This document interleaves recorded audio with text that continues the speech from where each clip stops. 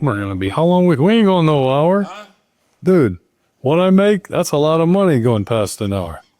That's what I make. That's a long trot out of fair.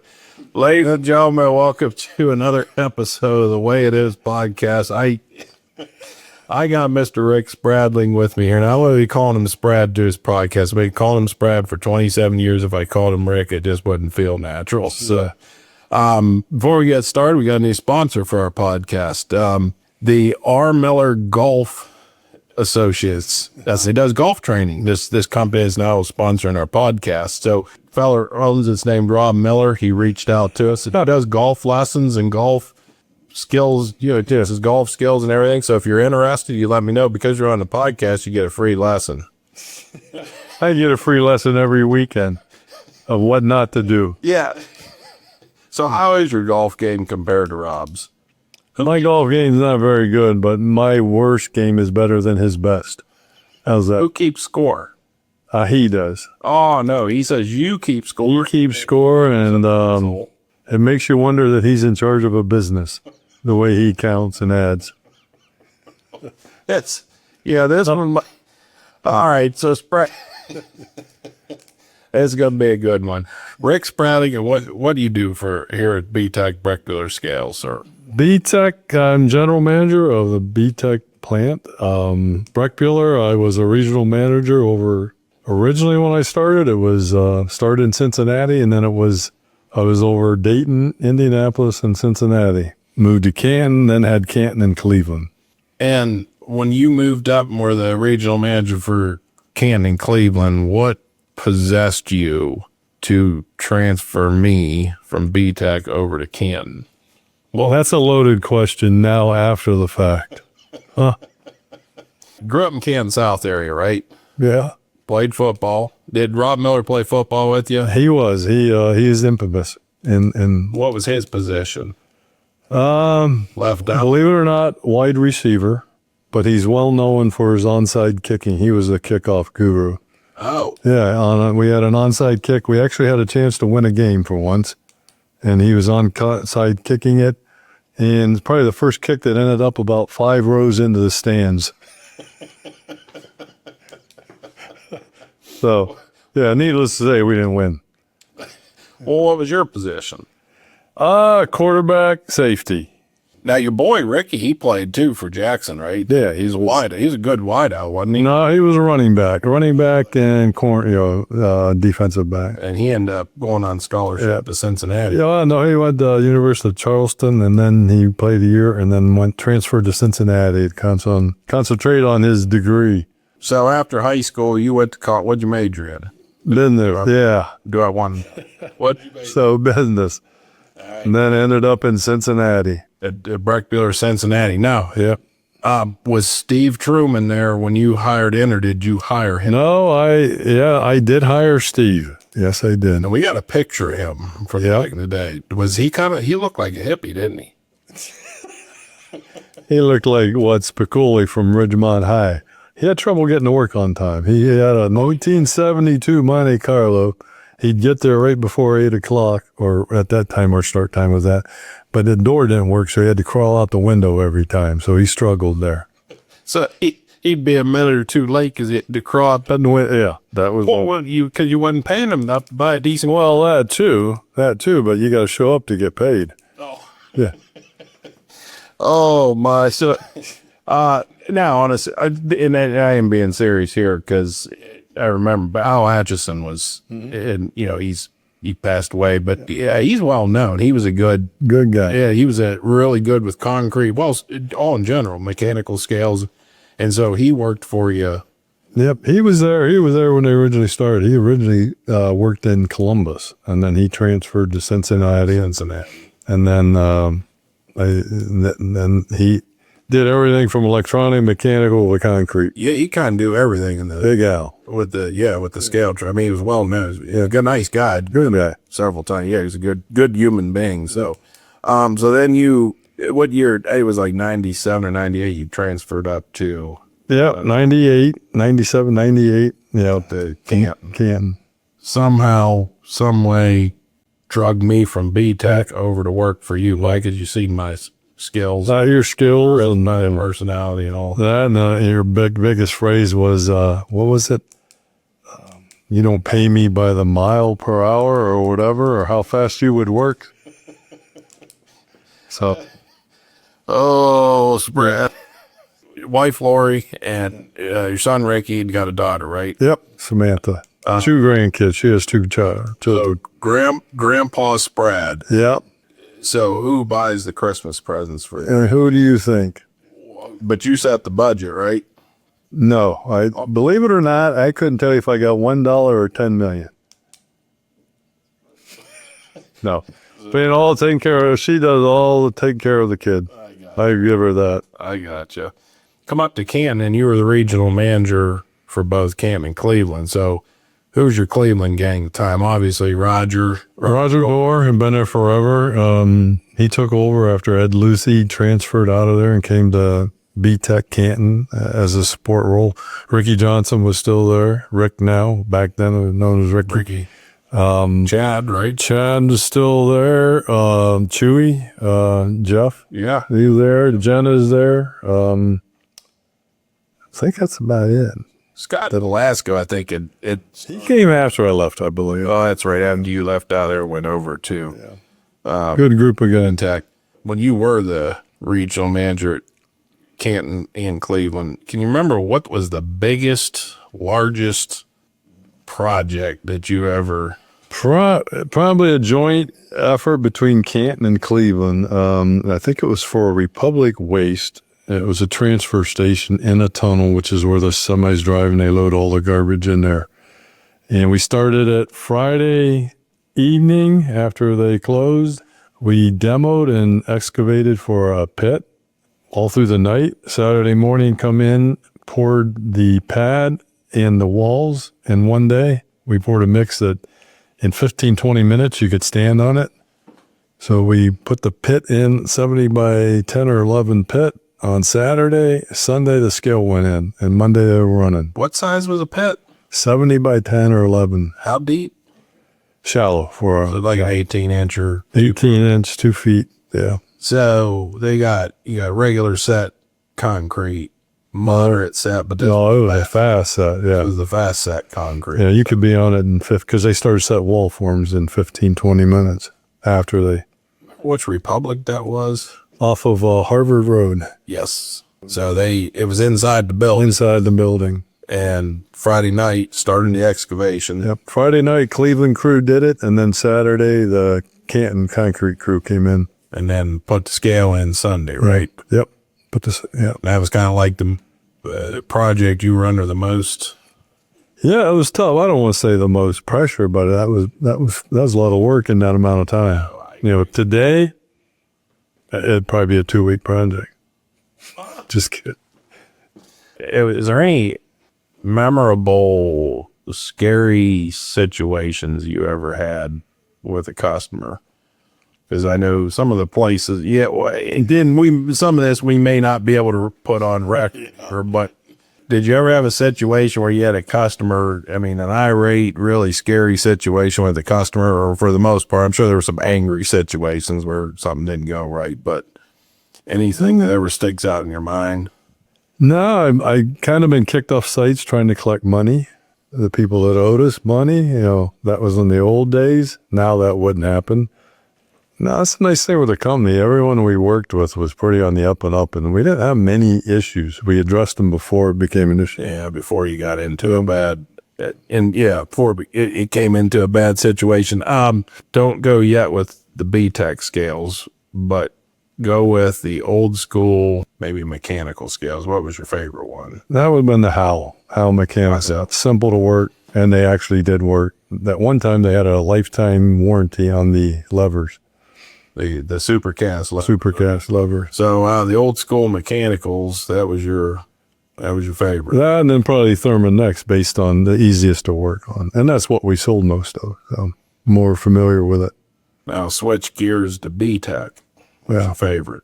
Probably the octopus in the old. No, just kidding. Remember that one? Well, we do. I said a Centurion. From what I've seen out there, and you probably know more than from training, it's probably one of the most accurate scales. we get compliments, complaints from dealers that, man, we put this in, we never get any service calls on it. It's cutting into our margins.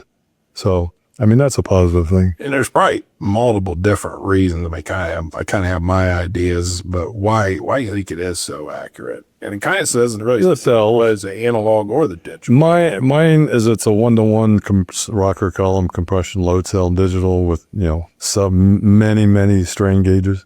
Not dealing with loops, not dealing with a stand, not dealing with things that cause.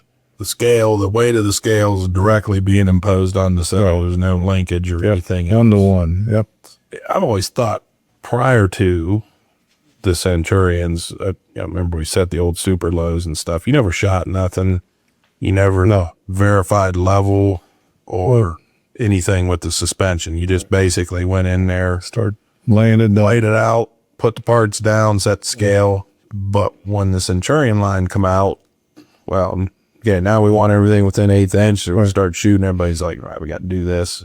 And then when you put cells in, you had to make sure everything was level.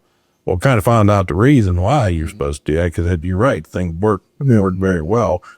You also think it's also, too, because all the bridges can kind of move and flex. Yeah, that you definitely have. You're not tight as a board. Yeah, I've seen them in the old days. If you didn't have it right, when you tighten with the bolts, you actually lift the steel up off the cells. It wouldn't repeat. It wouldn't. It just wouldn't. So I was talking to Frank, because we were talking with him here last hour, Frank Carter over at B-TEK, and he was talking about different scales. He liked the old school super lows because that's what he started building. So that kind of, what he started with, that was his favorite, which, kind of became the Centurion to a degree, sort of. But I was talking to him about the heavy duty side rail. That's what I always liked. Yep. You remember the ones we put in power plant? Oh, yeah. And I was telling him, we put those in 03, and when Roger Sanders, the salesman, when he'd sell those at any places that were handling coal, he would do it with an uncoped beam if he could. Right. And, I remember you would see trucks coming across here, 160, 170,000 pounds one after another. The largest truck I ever remember seeing was 186,000. And it was just day in and day out, nonstop. Yeah. Because they were bringing the coal in. And those, you'd have to change some cells from time to time and pins and loops. But as far as the way bridge itself, I mean, it was built for war. Yep. Good scale. The design was good. And then when we put the rocker columns, it was extremely accurate. Those things probably 36,000 pounds compared to other scales that are 30, 28. So you got a lot of beef. iron in it. Yep. Over at B-TEK, and just shoot from the hip here, where are you seeing the most growth over there? What's area B-TEK seems to have really... Overall, all departments have seen growth. Probably the biggest has been electronics, software. Now with the advent of testing solutions, trucks, carts, we're staying pretty consistent on heavy. Light capacity, seen an improvement. Everything, just about all departments have seen it, but probably the most kiosks. The kiosk of the group's done a nice job coming up with a kiosk, getting the indicator out of the kiosk, being able to use anyone's indicator with it. So that's DD 2050s. Yeah, that's right. Yep. If you had a crystal ball and you could look out 10, 15 years from now, the weighing industry as a whole, do you see anything on the horizon that may change it? I mean, I kind of see that it's going more towards data handling. In other words, what can you do with the weight? That and maybe the unmanned, ever since COVID, unmanned took off a lot. Minimal interaction between the scale house operator and the truck drivers. That speeds up efficiency. That could be an increased reason why we have increased sales in kiosks. So that software driven, in motion. I don't know if it'll take off, but right now that's the latest and greatest, but I don't know that it's going to take off. And AIMBook 44, they adjusted, correct me if I'm wrong, and put in rules now. It's NTEP, yeah, you can have an NTEP scale, but a lot of factors play into that. What's the speed across it? A lot of them are 3 to 6 mile an hour. Now, switching gears, I like to switch gears during these. Do you remember any of the old, I call them old timers that would have hired in the 60s and the 70s. Any of them stick out in your mind? Like when you come up, especially when you come up to like the can shop, was Art still? You know, Art was here, but that's what I was talking to Mike Philo. I got lucky. When I went to Cincinnati, it was a startup. We didn't know what a scale was, half of us, and we learned and we grew. I got blessed. I was moved to Canton. When I came to Canton, we went from very inexperienced people to top of the line guys, everything from mechanical to electronic. You had the equipment, the support. You had Craig, Andy, Clyde. Clyde was just kind of getting out of it at that time. Art Kavesky, man, he had gone before I came up. But you had, I couldn't imagine how many, Johnny Canapsey, I don't want to get into the name. I'm sure we're going to miss somebody.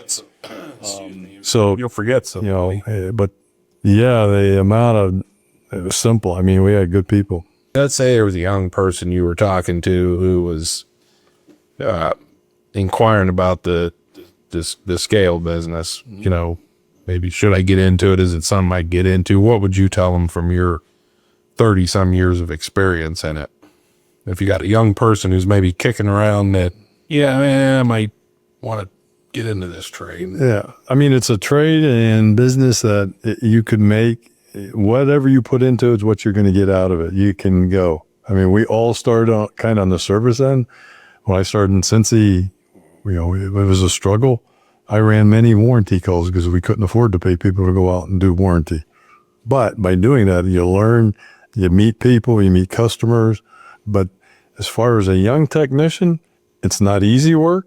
It can be hard. It's cold in the winter, as we tell, and it's hot in the summer, but it's rewarding.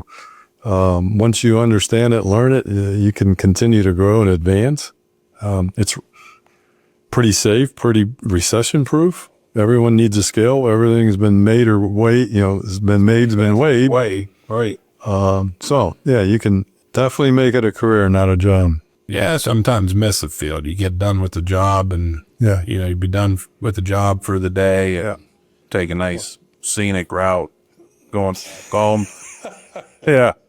Good scaleman always carries 2 sets of time cards. I know he does. Yeah. That's why you make a good truck driver. Huh? This set of time cards that you turn in. The set. Yeah. The no lunch one? Oh, yeah, I never ate lunch. Yeah, I know. I would eat several snacks, you can tell, but I never ate a lunch. That's right. We're probably well known throughout the company on the legal side of the business, dealing with NTEP, dealing with the railroads, the legal side of the business. So, you got the service side of the business, the manufacturing side of the business, but kind of bolted in between the two of them is the legal side of the business. So anybody that you've dealt with over the years on the legal side that you remember comes to mind? Probably. So when I started, there was no regulatory thing as far as NTEP. It was if a scale weighed and passed, then you could put anything in. I believe it started at 88. And then Jim Truex probably headed up NTEP, and he worked for the state of Ohio. He was a good guy, knowledgeable guy, but he had common sense. I mean, he would play by the book, but he also knew that sometimes he would bend the rules, understanding what you're doing. So probably him. So you kind of learned a lot about the NTEP and the legal side of the business from him. It's funny when you know this, there's a lot of gray areas when it comes to those books. Just not always going off what they tell you the first time, pushing the envelope. And they're trying to explain to them what you're doing. And sometimes they understand. Reading old certs, they may tell you can't do that, but I've read through many old certs where other manufacturer did what we want to do. And you show it and they would accept it. And they say, yeah, you're right. So from the handbook 44 and the NTEP, all that, you're right. There's a lot of gray area in there and what one person may think. Right. One person may see it one way, but somebody else doesn't. And so you'd have to get situations where you'd have to push back a little bit. In the right way. Well, Sprad, appreciate you coming on and talking to us. Any questions you have for me? No, I think you've come a long way. You started out. Appreciate it. Thank you for your service. Oh, thank you. And how many times did you almost fire me? Boy, oh boy. You always gave recommendations on how to do something. I will give you that. Some of them were good, some were bad. But no, seriously, for you, appreciate that. I think you're doing a great job with the training. That's something that companies always needed. Like you said, I worked many places, and I thought you think you know how to do something, then you go to another office and you learn, man, there's a better way to do it. And I think you mentioned that the other day, that every day you learn something in this field. You do. I've had people ask me what's the favorite part of your job, and it's a pretty easy answer. It's when I travel with branches, because first of all, they become your buddies. They're good people. But the other part of it is you may have a guy at a shop that's maybe only worked 2-3 years in the business, but he's saw something you haven't, or seen something you haven't seen, Right. Figured a different way to do something, so you can learn from them. And then doing what we do now, we can kind of get that passed down to everybody else. So it is cool. And you're right. We didn't have training. Training on the go. 20. Yeah. And if you think, Well, you did from the service, but a lot of people we hire, and some of our better ones, are self-taught. which is good. The problem is that it takes time to ramp somebody up with that. Whereas if you think about this, you go to the doctor's office or whatever, and there's a nurse or a doctor or whatever working on you. I mean, you'd like to know if they had some sort of training. Yeah. I mean, that's kind of helpful. Yeah. Obviously, the only way you're really going to truly become competent in this business is you got to actually be in the field. Mm-hmm. But sure. And again, 25 years ago, you could hire people in. Mm-hmm. It was more of a mechanical trade. Correct. So if I remember some of the smaller shops, they kind of shared electronic techs. And that, that's a whole different world now. Now you're asking a person to be able to drive a test truck, and when you get to the job, make an Ethernet connection. It's worlds apart. And so we do different world. Yeah, it's a different world than what it was 25 years ago. And that's why I was kind of asking, what do you see going out 10, 15 years from now with the business? And it seems to be it's more data handling, communications. Yep, working interfacing. Yeah, with the maybe one last question. Since you started working at B-TEK, what's been the biggest project, shooting from the hip here, that you've had to handle over there? Biggest project, most complex. At B-TEK, man, because we're a manufacturer, we're not handling many. We do some direct. But that's what I mean, like the biggest, most complex order maybe that a customer had or that you had to deal with. Boy, they're all. I mean, that's why. Probably a lot of them are more NTEPing projects that we do. Again, we try to get many NTEP jobs on site versus installed at a location just for cost. But so whenever you do an NTEP. Yeah, we haven't done one in a while. Large scale. We do a lot of small scale projects. Probably the biggest one that we've done is I helped with, we put in a 35 by 21 foot scale down at SDI Steel Dynamics in Columbus, Mississippi, to weigh Cat 777s that went over 500,000 pounds. And that's probably been 8-9 years ago. And once we put those in, they're rigidly checked. We just saw the guy the last week from Michelle to put it in, and haven't had one issue with them. Kind of cells. 110K rocker column. No kidding. Yeah. How many? 6, 12, 6 on each one. But no, it's impressive. It weighs some heavy loads down there. Actually, they got a bunch of that, and there's a place called B-TEKville. It's in Osceola, Arkansas. It's right outside of Memphis on the Mississippi River, where I couldn't imagine how many B-TEK truck sales are there for scrap industry and steel industry. Hotbed of. Yeah, it's just now they're putting in a brand new rebar plant. It's called High Bar. And they'll be doing reinforcing rod, which we got scales going in there for that too. And it's interesting when you get down there. Yeah, it's kind of neat to see what's happened with the business, because when we both started, especially when you started, you were way ahead of me. B-TEK. Well, B-TEK when he moved around, right, he started. But in '94, that was just 100 by 200 building, I think. Wasn't very big, yeah. Well, I know. Like if you go where the two Centurion positioners are at, Well, that's probably Well, you can see the outline of the floor where the old loading dock was at. Yep. That was the back of the plant. right. And then it just went from the one wall to the other. It wasn't a very big plant. It's expanded. Now you need to expand some more. We're still at a run. Yep. No. That's a tribute to everyone. Another story or something. I don't know. You almost say you got to go up. We can't go out. All right, Rick. All right. Appreciate you coming on. Thank Rick. you. You're the man. I knew the first part of it. I was going to be like, all right, All right. Brad. Thank you. Appreciate you. Yep.